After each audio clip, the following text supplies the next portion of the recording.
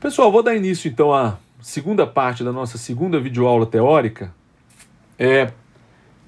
Hoje, dia 3 de fevereiro, a minha intenção é esclarecer, eu acho que esse é o ponto de estar sozinho. Eu peço desculpas a vocês. Quando você está sozinho, você não sente a aula.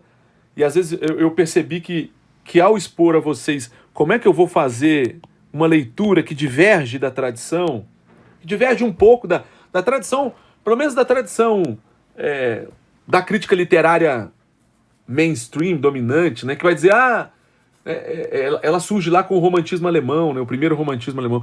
A épica, o que é a épica? A épica, né, pode ser considerada um tipo de narrativa objetiva.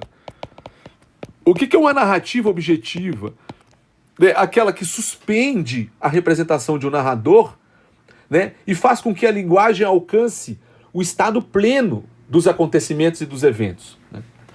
Aí tem um problema. O que é o problema que eu tentei colocar aqui para vocês? Né? Contrariamente à épica, vocês vão ver a poesia lírica, né, que é um tipo de narrativa subjetiva, tá bom? Aí vocês vão falar, e tem o drama. Não, aí eu não vou entrar nessas discussões, não, porque aí a gente vai...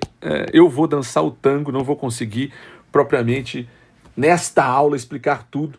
Né? Se vocês quiserem perguntar, acho que nós temos ali o ambiente das atividades síncronas, ali a gente debate coisas até para além dos textos. Né? Aliás, queria chamar muito vocês para que vocês acompanhassem meu curso lendo o texto da Odisseia, né? Pelo menos do canto 6 ao 12, pelo menos o canto 14, lendo e acompanhando, trecho a trecho, porque a minha fala pode acrescer mais se ela for contrastada com o que está no texto. Porque tudo que eu estou falando para vocês, pessoal, tudo que eu estou falando é que eu tirei só do texto. Né?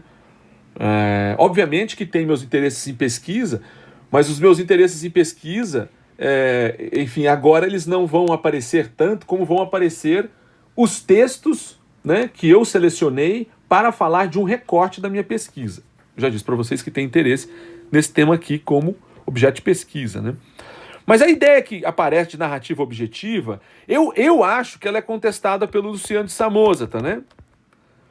No texto chamado Narrativas Verdadeiras, ou Histórias Verídicas, tem várias... Né?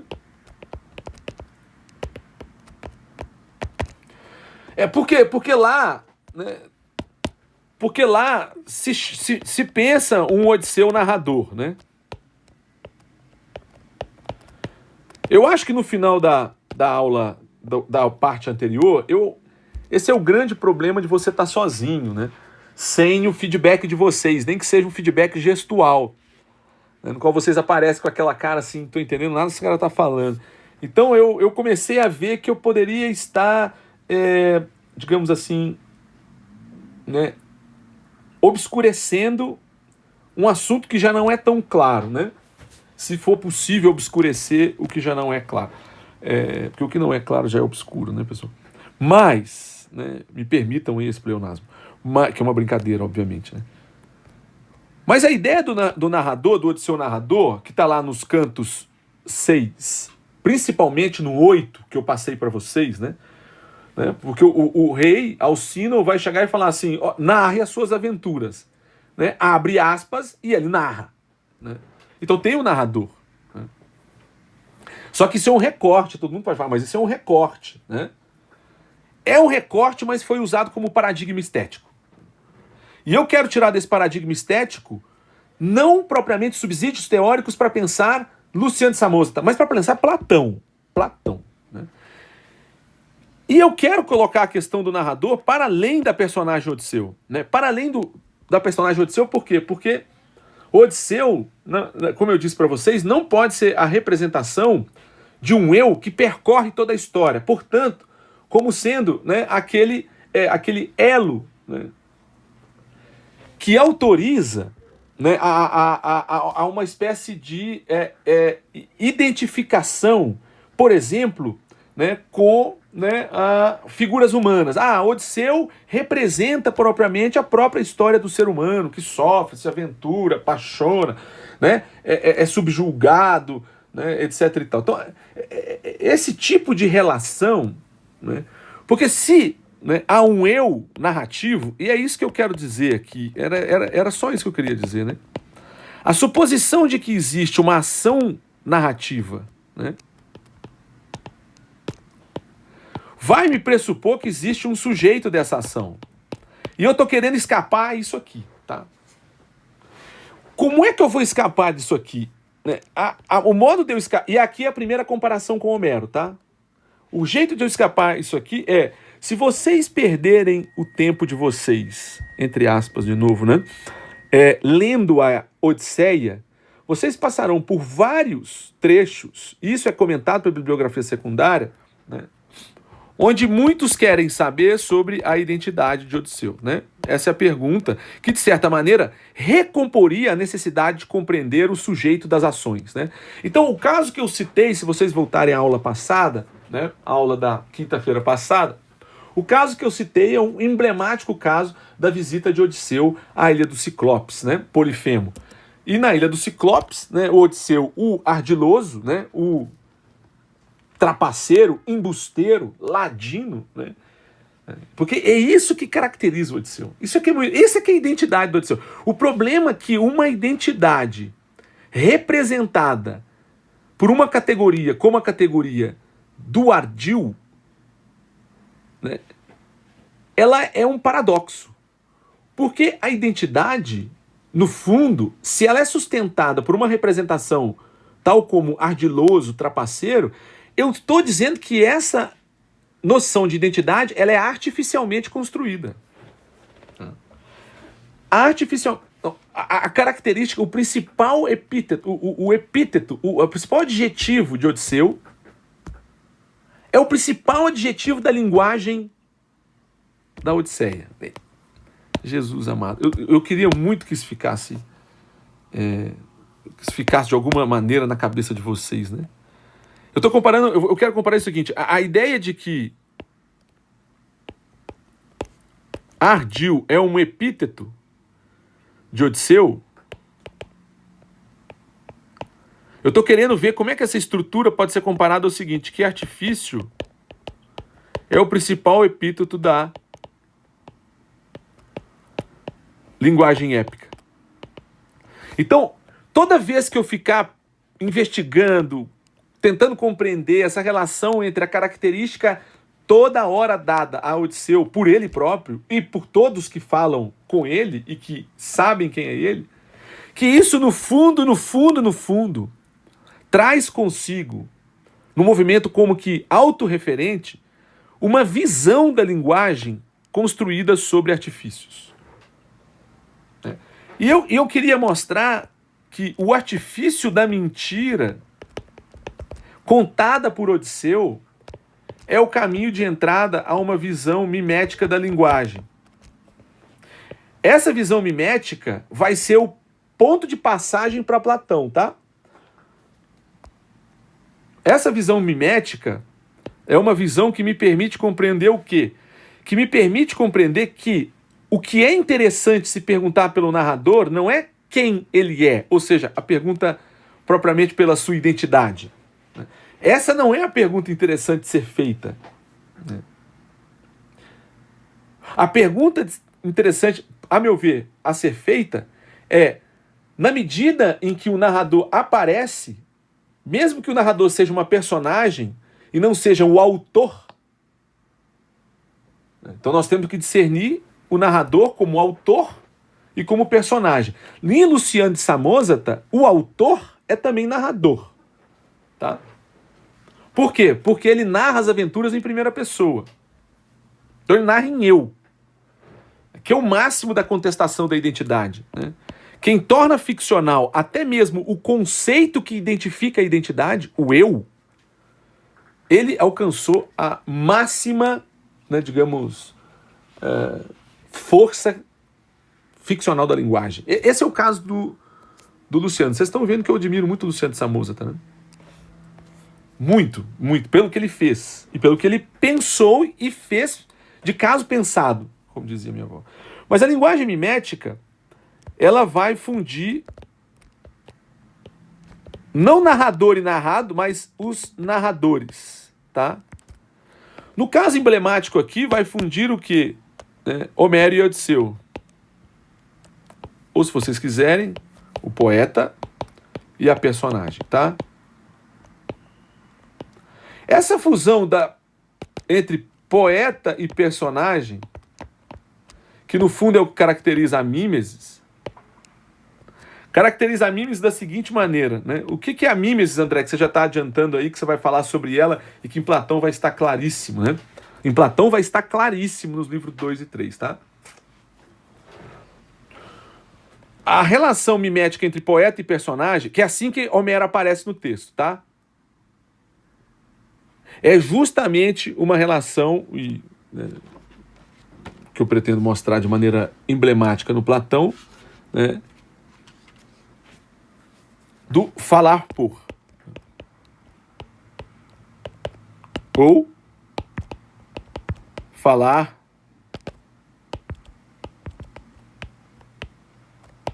como se fosse. Meu Deus.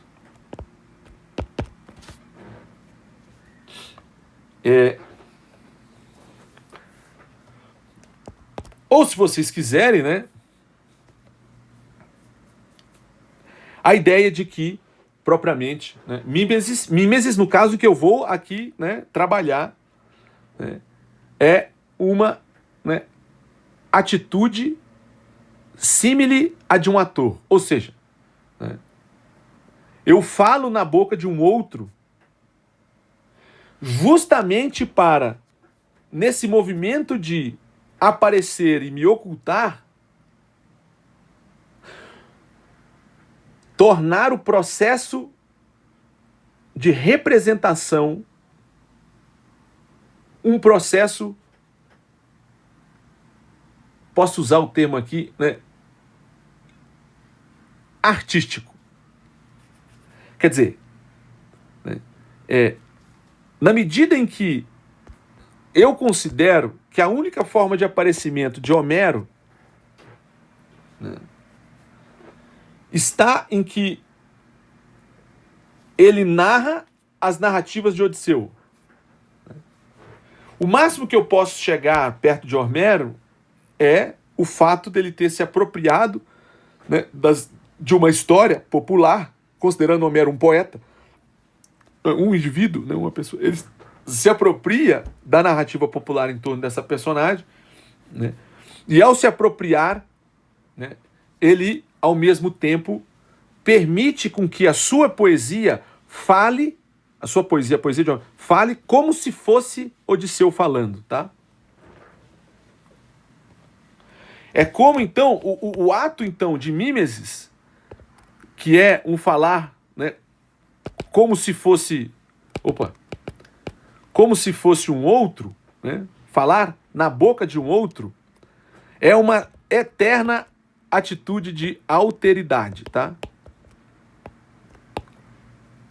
E nesse sentido se opõe a ideia de identidade, né? É impossível eu me perguntar pela identidade.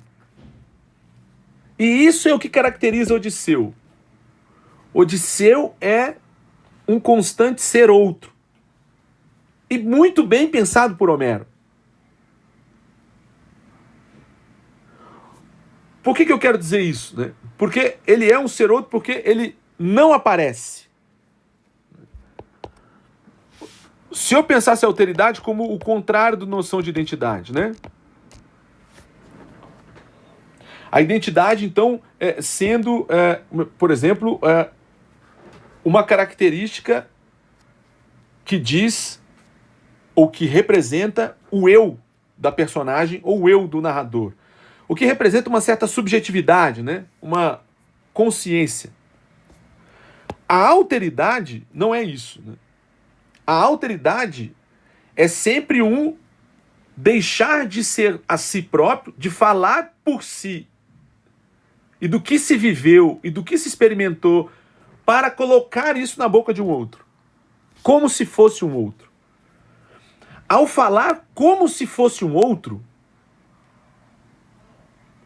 Homero mostra qual é o fundamento pleno da sua escrita e da sua forma de composição, que é a mimesis. Ou seja, a ideia de que ele não precisa aparecer para ser o narrador, basta que na narrativa ele apareça como tendo a consciência do papel que ele exerce. Ou seja, né, como tendo consciência de que para ele representar, ele ao mesmo tempo precisa agir como Odisseu, dissimulando a sua própria identidade. Então veja, o narrador em Homero não é um eu. O eu nunca apareceria, por economia de princípio. Vejam bem, Odisseu está lá com o Ciclope, embusteiro, né, vingativo. O Ciclope, então, quer saber quem é ele para poder penalizá-lo, já que não enxerga, teve seus olhos furados. Então pergunta quem ele é, ele diz ninguém. Né? E aquela famosa, né, frase do Odisseu, que eu citei na última aula, ele acreditou no meu nome, né, ri meu coração, porque eu o enganei. Né? O meu nome o enganou. Então, ele não revela a sua identidade por maquinação, por traquinaria. Agora, o que significa não revelar a sua própria identidade? Esse aqui é o ponto que eu gostaria de trazer para vocês, né? Por que Odisseu recusa a todo momento revelar a sua própria identidade? Né? E essa questão é a questão que me ocupa. Né? Muitos comentadores vão dizer que ele não revela a sua identidade, que é porque ele pretende, com isso, né, não ser capturado e poder prosseguir na sua volta, né, para casa. Então, agora, não há nenhum tipo de informação na Grécia Antiga de que o fato de eu saber o nome de alguém vai impedir com que essa pessoa volte para casa. Pelo contrário, né, Odisseu quer ser reconhecido como herói. Né? Tanto é que o encontro com Eumeu, vocês vão ver que Odisseu quer ouvir Eumeu, que é o seu porqueiro, falar bem do seu senhor. Né? Eumeu quer ouvir falar bem do seu senhor. Então, mesmo não se revelando para o seu porqueiro. Né? É assim que começa o canto 14. Mas por que eu estou chamando a atenção e estou adiantando algumas coisas? Né? Porque eu gostaria de mostrar para vocês que, no caso de Homero, né, essa é a semelhança com os textos de Platão. Platão não aparece. Quem aparece é Sócrates. E por muitas vezes se vinculou que aquilo que Sócrates fala é o que Platão pensa. Mas ninguém chegou a dizer que aquilo que Odisseu faz é aquilo que Odisseu pensa, aquilo que Odisseu faz é o que Homero pensa. Por que a gente não faz a mesma coisa? Então vamos supor que é a mesma coisa, né? O que faz Odisseu, faz Homero. O que faz Odisseu? Né? Comete ardis. O que faz Odisseu? Engana. O que faz Odisseu? A tudo, né? Quer, digamos, astuciosamente, a tudo ele quer armar. A tudo ele quer iludir. Né? Traquinar. Né? Então, essa característica, por que nós não compreendemos isso do ponto de vista de Homero? Eu queria fazer essa pergunta para vocês, uma pergunta talvez muito básica, né? Por que imediatamente, quando Sócrates fala, muito sensível, o filósofo, todo mundo fala, isso é o que Platão pensa, por que a gente não acha, então, que Homero é o que Odisseu faz? Pensa e fala? Porque não pode, não é verdade? Não pode. Né? Não pode, porque a via do Homero... Se ele seguisse a via do Odisseu, seria problemático. Eu teria que, nossa, como é que a gente pode, né, gostar de um herói embusteiro? Quer dizer, é aquela coisa do filme, onde a gente começa a gostar do vilão. Não pode. É legal. Quer dizer, é legal não. Isso é até um gênero, né? Isso é um gênero artístico, né? Então, vários filmes que são assim, várias narrativas, vários contos, vários, né, romances que são assim. Você começa a gostar do cara que mata, do cara que é um bandido, enfim, né? Você começa a ter simpatia pela pessoa, né? É uma coisa muito engraçada, né? Mas existe, né? Pelo malfeitor, né? Pelo bad boy, né? Como a minha avó dizia, de um famoso ator de cinema de Hollywood, né, o James Dean. Minha avó falava que como é possível ser tão lindo esse bad boy, né? Por que a gente gosta de bad boy? Bem, mas isso é uma outra representação. O que eu quero dizer para vocês é que esse mesmo modelo parece não poder ser aplicado a Homero, né? Parece não poder ser aplicado, né? E eu gostaria de aplicar. E eu gostaria de aplicar isso, né, de uma maneira um tanto quanto, se vocês não acharem, desculpa, vocês por favor me avisem, né? Eu gostaria de aplicar isso de uma maneira que fosse compreensível para vocês, né? Então, o que eu estou defendendo aqui é que a épica, né, ela possui não um narrador, mas narradores, se vocês quiserem, né? Ou diferentes níveis de narradores. Diferentes camadas de narradores. Essas camadas, elas não serão encontradas nunca no caso da Odisseia. É o caso da Odisseia. Isso não vale. Estou falando da época, mas eu estou falando da época no caso da Odisseia. Ela jamais vai poder ser buscada a partir de um referencial de identidade. E o que eu estou querendo dizer com isso? Estou querendo chamar a atenção para o fato de que, no caso especificamente de Odisseu, ele sempre nega. Com exceção de um momento ele não nega. E ele diz quem ele é. Só que com uma característica extremamente sofisticada, que é esta aqui, né? Esta aqui, deixa eu ver, voltando aqui. Esta aqui, que é o trecho do canto 9, né? Esse trecho do canto 9, com o qual eu terminei na última aula, já estou indo aqui para o final da segunda parte, ainda não voltei nele, né?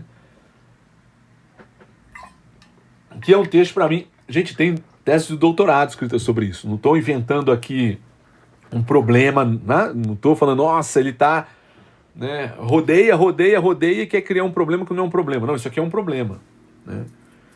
Porque aqui é o reconhecimento por parte de um ouvinte de Odisseu, assim como existiam ouvintes de Homero, tá bom? Façam essa relação entre Alcino como ouvinte de Odisseu, representando aqui os ouvintes de Homero que escutavam esse canto. É como se os leitores estivessem participando da Ilíada. É uma coisa inacreditável. A sofisticação literária desse livro é uma coisa inacreditável. Dessa obra é uma coisa inacreditável. A forma como a linguagem homérica funciona é uma forma inacreditável, né? Por que eu estou destacando esse trecho aqui, né? Esse trecho aqui, né? O Odisseu poliastuto aí, né? O polimetes, né? Que é uma característica herdada dos deuses, aliás, né? Aliás, tem um livro só sobre o tema astúcia, né? Enfim, a Metis, né? Que é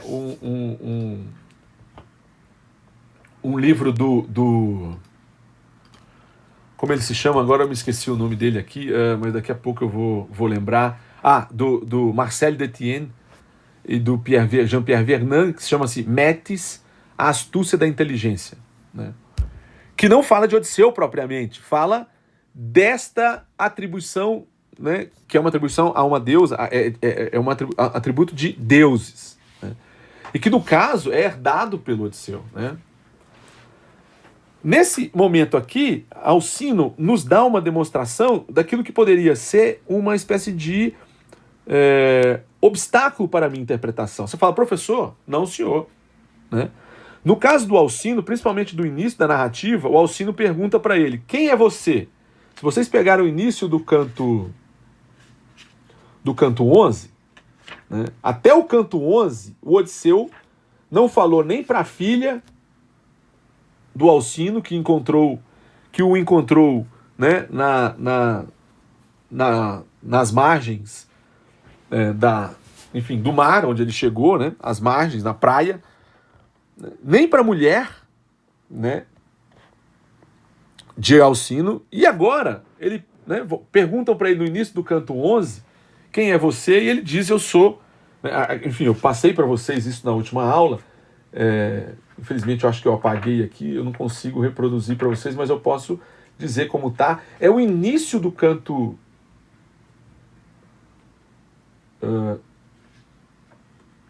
é o início do canto... Se eu não me engano, 9 ou 10. Só vou achar aqui. É o início do canto 9, né? Onde eu passei para vocês na última aula. Exatamente, o início do canto 9, né? O Alcino pergunta pela identidade de Odisseu, né? Para acessar o seu eu. Aí a resposta dele é: sou Odisseu Laércio, as muitas artimanhas, os dolos, né? De que sou mestre, fomentaram o meu nome. Então, como é que ele se identifica? Odisseu, ele tem um nome, obviamente, mas a sua qualidade, né, os gregos sempre se apresentam ou com patrocínio, ou seja, referente a quem é seu pai, quem é sua família, quem é sua estirpe, né, ou do que possui, né, o seu reino, né, ou, obviamente, a sua função social. Se é rei, não é rei, o que é? Né? Chegar e dizer que é um fraudador é algo novo. Né? E esse movimento de dizer que é um fraudador, que vai aparecer aqui, porque é assim que lá no canto 9, o Odisseu se apresenta. Eu sou um embusteiro. E aqui está a resposta do Alcino. Do jeito que você está narrando, Odisseu, você não parece um embusteiro. Né? Você não pode ser chamado um embusteiro. Você não conta a mentira que todos contam. Porque na tua forma, né, porque há forma em tuas palavras. Né? Quer dizer, a ideia da forma aqui, que eu já destaquei também na outra aula, né? Forma aqui não é outra coisa senão, não é a ideia de, né? É a aparência da coisa. A forma da linguagem é a aparência da palavra. Né? Ou seja, a ideia de que a forma da tua linguagem é de uma grande precisão quer dizer que ele é capaz de criar representações críveis. Né? Isso vai ser dito depois que a fala de Odisseu encanta o seu auditório. Isso é dito em diversos momentos. Né? Só que eu gostaria de chamar a atenção para esse momento aqui, que é o momento que poderia estar colocando um obstáculo à minha interpretação, porque aqui, né, quer dizer, quando Odisseu revela seu nome, ele revela seu nome e o seu nome está vinculado, né, a um suposto adjetivo, que no fundo não é adjetivo. Né? Aquilo quer dizer, Odisseu como fraudador. A pergunta é assim, bem, o que é se dizer e se considerar, né, expressar a sua identidade como, né, um fraudador, alguém que comete dolo, como está lá, né, um embusteiro, né, como um ladino, se vocês quiserem, assim também é traduzido, né, como alguém capaz de ardil. Né. O que significa isso? Significa fazer entrar em curto-circuito a pergunta pela identidade. Né? É justamente isso que Odisseu agora vai ter como resposta. Né? Então vejam bem, a pergunta pela identidade não pode pressupor o seu contrário. Ou seja, se o fundamento da pergunta pela identidade, se a resposta à pergunta pela identidade, né, for de que ele disfarça, de que ele engana, ou no caso especificamente que nos interessa aqui, que ele é um amplo mentiroso, de que ele mente, né, ilude. Então como é que eu posso acreditar na identidade? Há um curto-circuito na resposta se comparado à pergunta. A pergunta que pergunta quem és não poderia pressupor um elemento que, de certa maneira, fragmenta a busca da identidade. Porque como é que eu posso confiar no que ele está me dizendo se ele está me dizendo que a principal característica dele é mentir? Né? Esse é para mim o grande isso não é um paradoxo, mas a grande engenhosidade da escrita da Odisseia. É o único momento em que Odisseu se apresenta, quando é perguntado pela sua identidade, durante esse percurso aqui. Né? É o único momento em que ele se apresenta. Só que ele se apresenta supondo, eu falei do paradoxo do cretense, né? Supondo que, ao falar de si, o seu si é um si embusteiro. O seu self tem como qualidade, né, o engano. Então alguém pode ser verdadeiro quando diz que mente? É essa o grande truque do negócio que vai, digamos assim, da linguagem, da épica, e que vai ter um reflexo aqui, né, nesses versos do canto 11. Já estamos no canto 11. Né? Mas esse canto 11 é muito importante para mim porque ele vai permitir a passagem justamente temática para o tema do 14. Né? Mas antes disso eu vou fazer uma pequena pausa, né? Mais do que 30 minutos também, já está cansativo.